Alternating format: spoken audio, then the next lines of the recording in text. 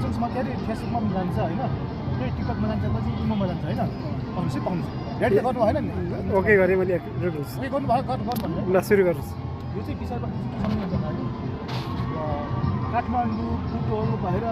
विदेशमा जाने सबै साथीहरूले होइन जति पनि हुन्छ नेपाली दाजुभाइहरू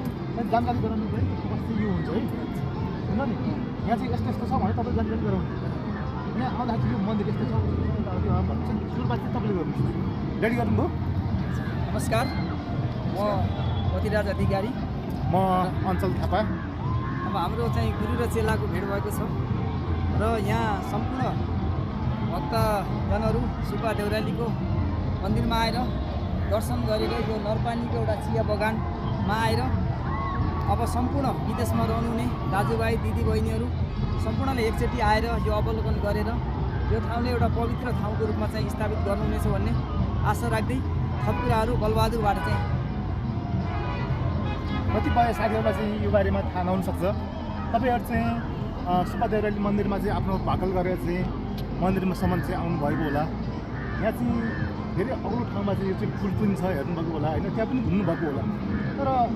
यो चाहिँ रमणीय ठाउँ यो चाहिँ चिया बगान चाहिँ यो कहाँनिर छ जस्तो पनि लाग्ला तपाईँहरूलाई दुमन थापा भन्ने चाहिँ तपाईँहरूले सुन्नुभएको होला पूर्व सांसदज्यूको घरदेखि नजिकै एक बार चाहिँ क्यामेरा चाहिँ मेनलाई देखाउन पनि भन्न चाहन्छु र उहाँ चाहिँ अहिले मरेर गइसक्नु भएको छ र उहाँको आत्मा चाहिँ यहीँ रहेको छ किनभने हाम्रो अर्घाखाँची जिल्लालाई एउटा चिनाउने दुमन थापा यहाँ नरहे तापनि उहाँको एउटा सम्झनामा हामीले यहाँ चाहिँ उहाँको एउटा चिया बगानलाई चाहिँ एउटा निछोड गर्ने चाहिँ अवसर मिलेको छ र उहाँको चाहिँ आत्माले शान्ति पाओस् भन्ने शुभकामना चाहिँ दिन चाहन्छु। जस